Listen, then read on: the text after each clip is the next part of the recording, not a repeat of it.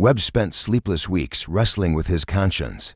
He researched the legal protections available to whistleblowers and consulted quietly with attorneys about his potential liability. Most importantly, he thought about the 800,000 investors who had trusted Richardson's promises and were about to lose everything they had invested. In January 2023, Webb made the decision that would destroy his friendship but potentially save millions of people from further losses. He began documenting everything. Working late at night when Richardson wasn't in their shared offices, Webb compiled a comprehensive record of the Ponzi scheme.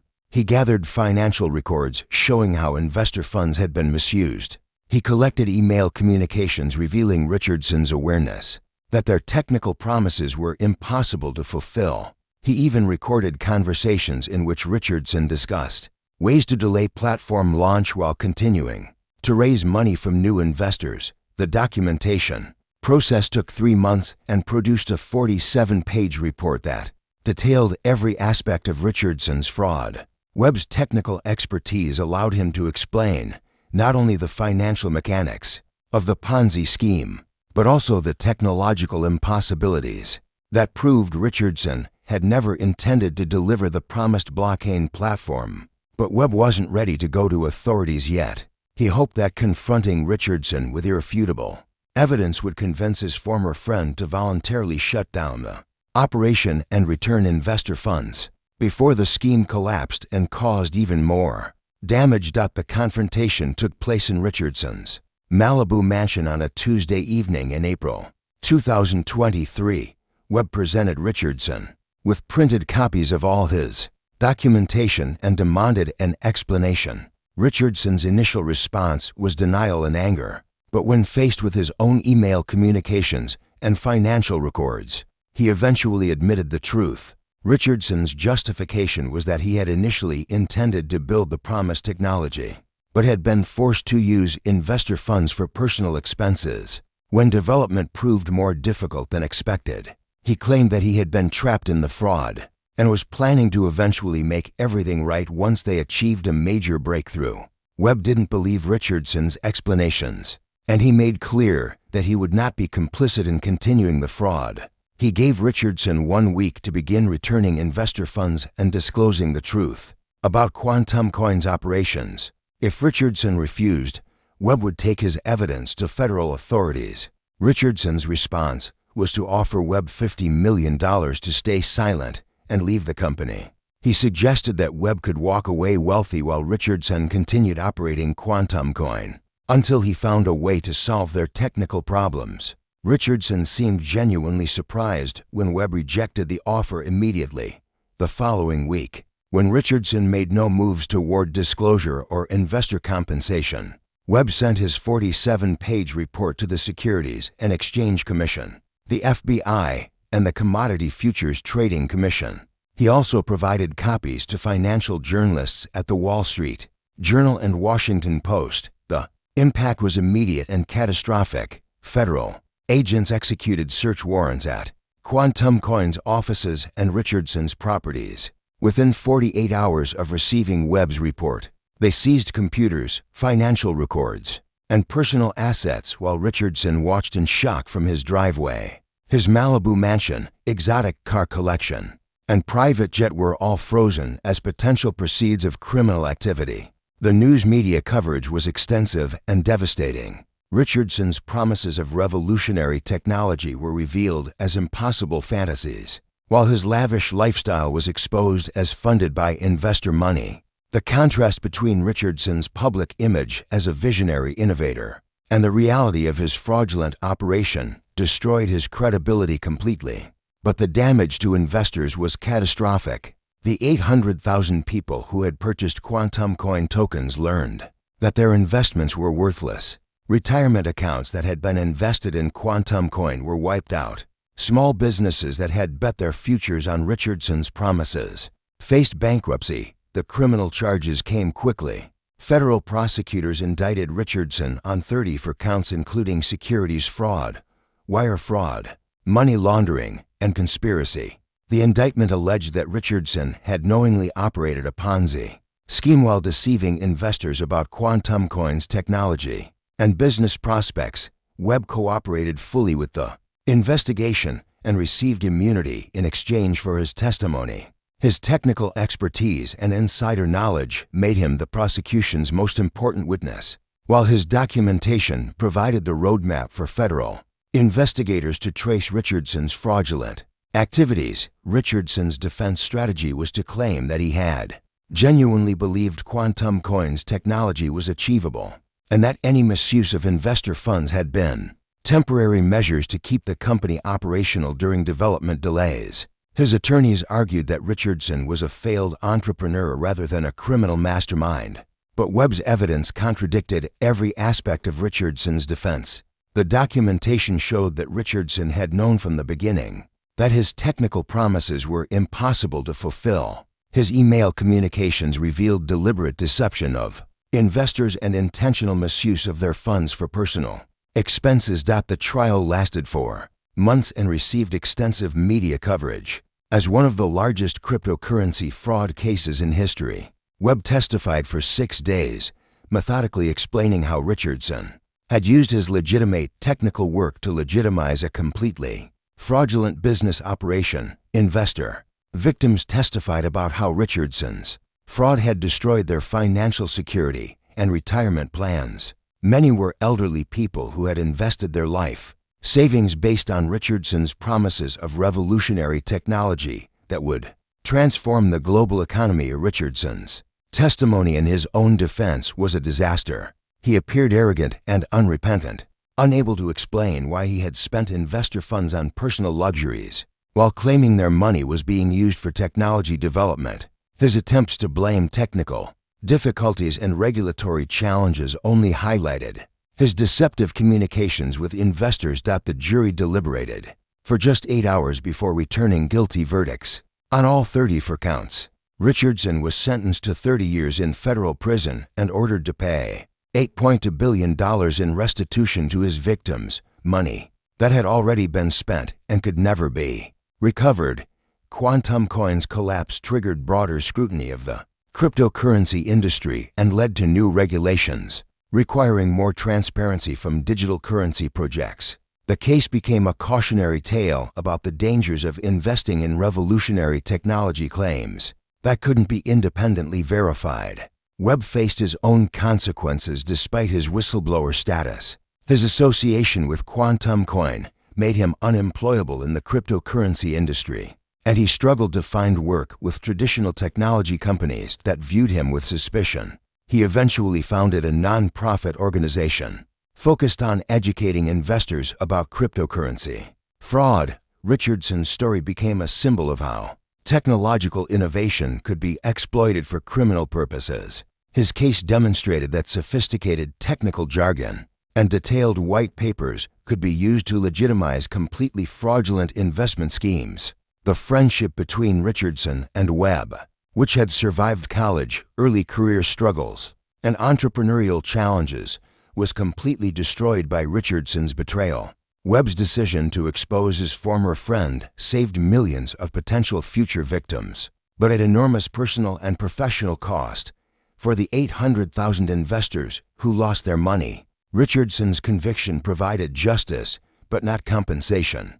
Most recovered only pennies on the dollar from asset seizures and bankruptcy proceedings. The promise of revolutionary blockchain technology had been replaced by the harsh reality of traditional financial fraud. Disguised with modern technological language, Richardson's fraud ultimately demonstrated that Ponzi schemes could be scaled to unprecedented levels using cryptocurrency marketing and global internet communications. His case led to stronger enforcement of securities laws in the digital currency space and greater skepticism of revolutionary technology claims that couldn't be independently verified.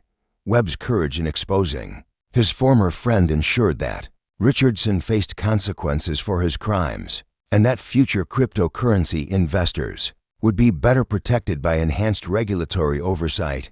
But the personal cost of doing the right thing serve as a reminder of why so many people choose to stay silent when confronted with evidence of fraud. In the end, Richardson's betrayal of both his investors and his best friend revealed the destructive power of greed disguised as innovation. His promise to change the world with revolutionary technology had instead demonstrated how traditional criminal schemes could be modernized and scaled using 21st century marketing techniques and global communications infrastructure.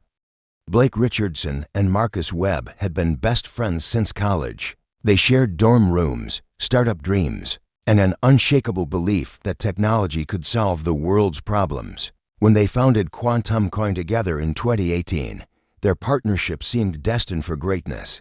Richardson was the charismatic visionary who could sell ice to Eskimos, while Webb was the technical genius who could actually build the revolutionary blockchain platform they promised. What Webb didn't know was that Richardson had no intention of building anything revolutionary at all. The cryptocurrency boom of the late 2010s created unprecedented opportunities for ambitious entrepreneurs. New digital currencies were launching every week, promising everything from faster transactions to complete financial privacy. Investors were pouring billions of dollars into projects that existed only as white papers and marketing websites. Richardson saw this frenzy as the perfect cover for the largest financial fraud in modern history. Quantum Coin's public pitch was compelling and sophisticated. Richardson promised a blockchain platform that would process transactions 10,000 times faster than Bitcoin while using 99% less energy. The technology would revolutionize everything from international banking to supply chain management. Early investors could purchase Quantum Coin tokens at a massive discount before the platform launched, and the currency's value exploded. Webb spent months developing the technical documentation and prototype systems that supported Richardson's claims. He was a brilliant computer scientist who genuinely believed they were creating something transformative. His detailed white papers and working demonstrations convinced investors that Quantum Coin represented a genuine technological breakthrough. But Richardson was using Webb's legitimate work to legitimize a completely fraudulent operation. The first warning signs came in late 2019, when Webb began asking Richardson about the timeline for launching their blockchain network. They had raised $50 million from initial investors, and Webb expected to use those funds to build the servers, hire developers, and create the infrastructure necessary for their platform to operate.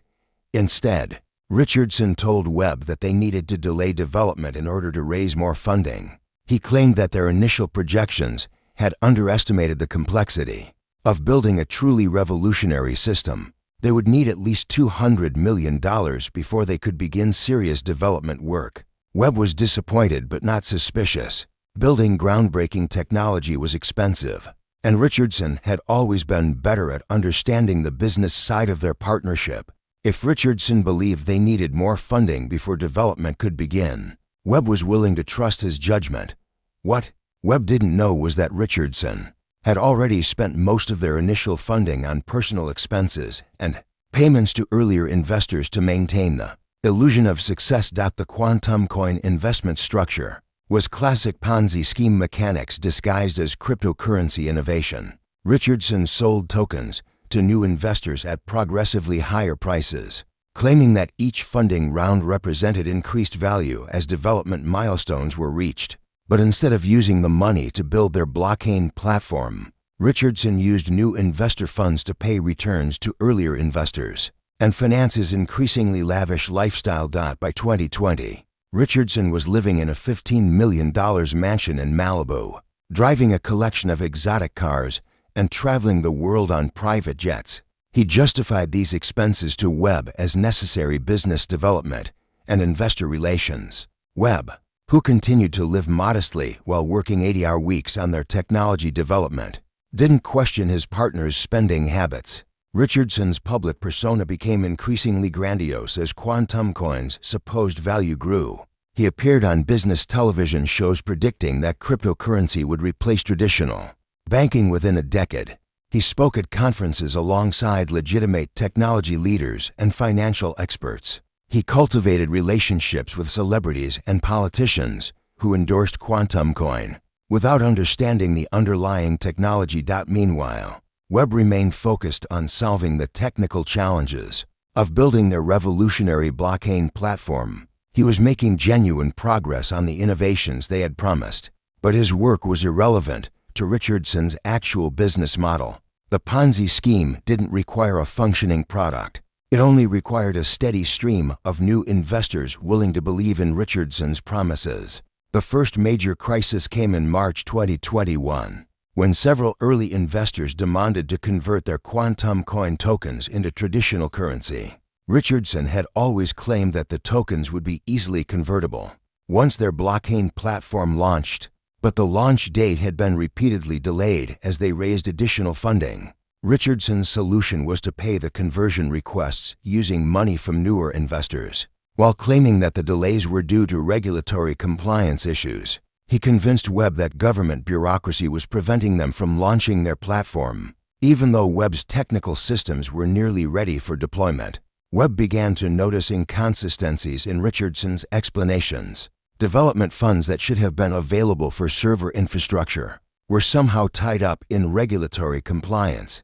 The timeline for platform launch kept shifting based on external factors that Webb didn't fully understand. Richardson seemed increasingly stressed and evasive when Webb asked direct questions about their business operations, but Webb's trust in his longtime friend prevented him from investigating further. Richardson had always handled the business side of their partnership, and Webb assumed that fundraising and regulatory compliance were simply more complicated than he understood as a technical person. By 2022, Quantum Coin had raised over $3 billion from more than 800,000 investors worldwide. Richardson's marketing machine had attracted everyone from cryptocurrency enthusiasts to retirement-age investors who believed they were participating in the next technological revolution. The promised blockchain platform was supposedly just months away from launching, with beta testing scheduled to begin by the end of the year.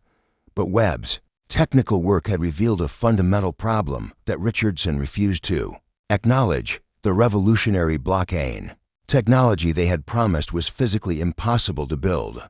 The speed and efficiency improvements Richardson had claimed would require violating basic laws of computer science and network physics. Webb had spent years trying to solve these problems, but his research convinced him that their original promises had been based on theoretical misunderstandings rather than achievable engineering goals. Webb brought his concerns to Richardson in a series of increasingly urgent meetings throughout 2022.